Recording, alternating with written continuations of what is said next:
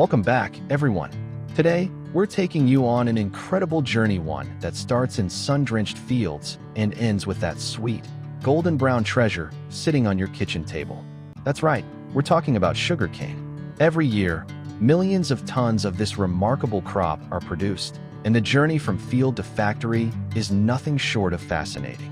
So sit back, relax, and join us as we explore the world of sugarcane farming, harvesting, and production. Let's dive in. That sweet, golden brown treasure found everywhere is the driving force behind a massive global industry. Sugar is everywhere in our coffee, our desserts, our favorite snacks, and even in foods we wouldn't expect. But have you ever stopped to think about where it actually comes from? The journey begins in vast, sprawling fields that stretch as far as the eye can see. These fields are home to sugarcane, a tall, sturdy grass that has been cultivated for thousands of years. Sugarcane is believed to have originated in Southeast Asia, and today it is grown in over 90 countries around the world. The largest producers include Brazil, India, China, Thailand, and Australia. Every year, farmers produce over 1.8 billion tons of sugarcane globally. That's enough to fill thousands of Olympic-sized swimming pools. But producing this massive quantity is no simple task. It requires careful planning, hard work, and increasingly, the help of advanced technology. So, how does this incredible transformation take place? Let's start from the very beginning. In today's era of high-tech agriculture, sugarcane farming has become remarkably efficient through advanced machinery. Gone are the days when farmers had to plant each stalk by hand using simple tools. The process now begins with sugarcane cuttings or segments, which are carefully selected for planting. These cuttings are not seeds, they are pieces of the sugarcane stalk itself, each containing nodes that will sprout into new plants. This method is called vegetative propagation, and it's the most common way sugarcane is grown around the world. Once the cuttings are prepared, they are loaded into automatic planting machines. These sophisticated machines move along the fields, digging furrows, placing the cuttings at precise intervals, covering them with soil, and even applying fertilizer all in one seamless operation. Can you imagine how long this would take if done by hand? On a large farm, manual planting could take weeks or even months. But with these machines, it takes just a few days. They maximize labor efficiency and represent the perfect marriage of mechanization and productivity for large-scale operations. This is where the journey of every grain of sugar truly begins. After planting, the sugarcane needs constant care and attention to grow strong and healthy. Farmers use specialized equipment to protect their crops from pests, diseases, and drought. The sprayer machine, featuring the Belarus 820 model with narrow tires, is specifically designed to move between sugarcane rows without damaging the delicate plants. These narrow tires are a brilliant innovation. They prevent the heavy machinery from crushing the crops while allowing farmers to reach every part of the field efficiently. Meanwhile, the Belarus 1221.3 tractor pulls large water tanks, assisting with irrigation and pesticide mixing. Water is absolutely essential for sugarcane growth. In fact, sugarcane is one of the thirstiest crops. It can consume up to 1,500 to 2,500 millimeters of water during its growing season. That's a lot of water. The tractor and tank system ensures that water and nutrients reach every single plant, even during dry spells. This modern mechanized approach helps farmers care for their sugarcane efficiently, saving both labor and valuable time. Without these machines, maintaining a large sugarcane farm would be nearly impossible. Months pass, and the sugarcane grows tall, sometimes reaching heights of 10 to 20 feet. When harvest season arrives, the sugarcane fields come alive with activity. Farmers closely monitor their crops, waiting for the perfect moment when the sugar content is at its peak. This is usually around 12 to 18 months after planting, depending on the region and climate. Before the official harvest begins, many farmers burn the fields to remove dry leaves and unnecessary tops.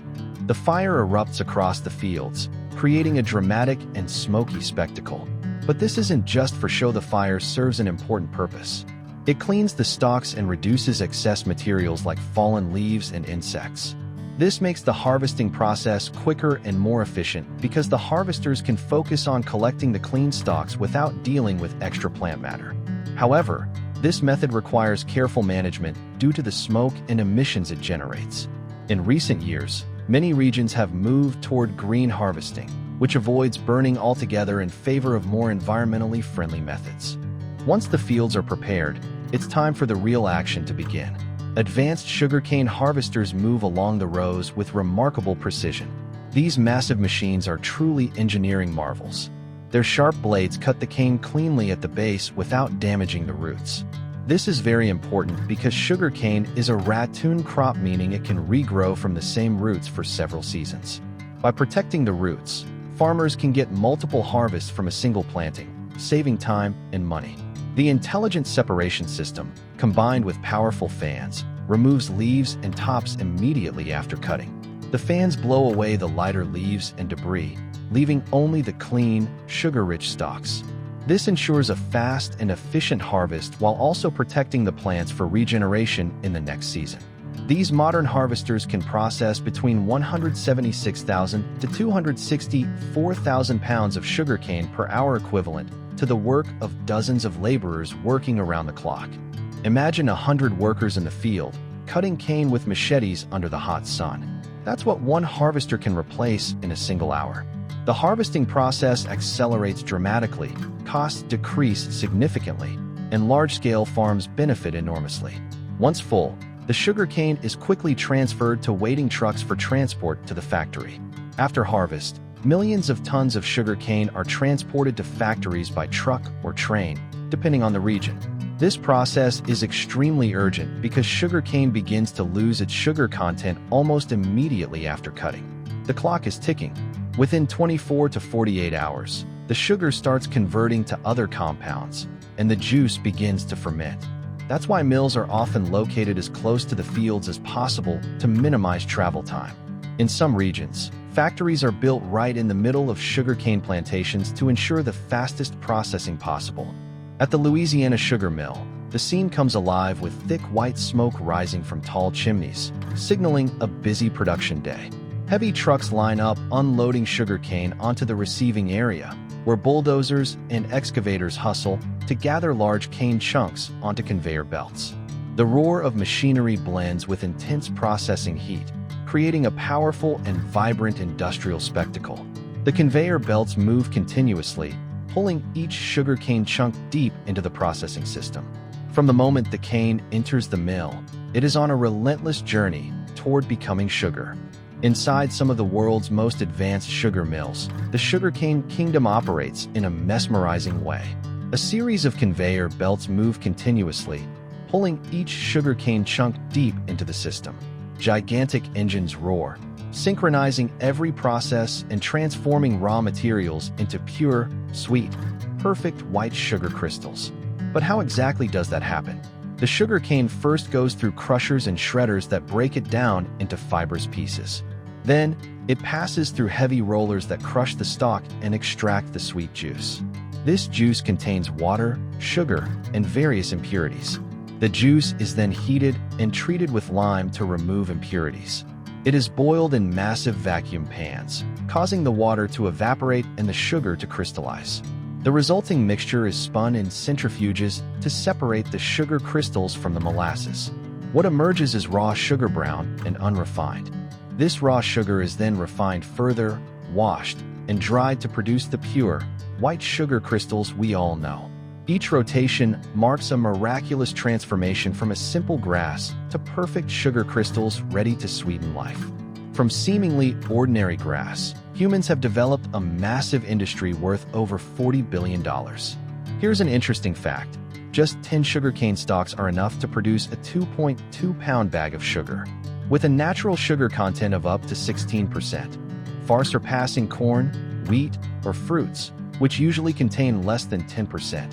Sugarcane has become one of the most efficient and sweetest ingredients in the world. The result is batches of pure white sugar gleaming under factory lights. The smooth sugar swirls inside massive machines, creating a captivating sight. In Colombia, a unique handcrafted approach produces fair trade organic sugar. After harvesting with machetes, fresh stalks are pressed into juice, then thickened using the crushed cane as fuel, a beautiful blend of tradition and nature.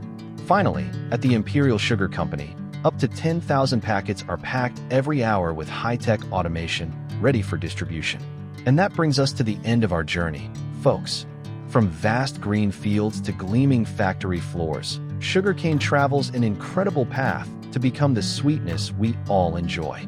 It's a story of tradition, innovation, hard work, and pure human ingenuity. Next time you stir a spoonful of sugar into your tea or coffee, take a moment to appreciate the extraordinary journey behind those tiny white crystals. If you enjoyed this deep dive into the world of sugarcane, please hit that like button, share this video with your friends, and subscribe to our channel for more fascinating stories from the world of agriculture, industry, and beyond. Drop a comment below. We'd love to know which part of the journey surprised you the most. Thank you so much for watching, and we'll see you in the next adventure. Stay sweet, everyone.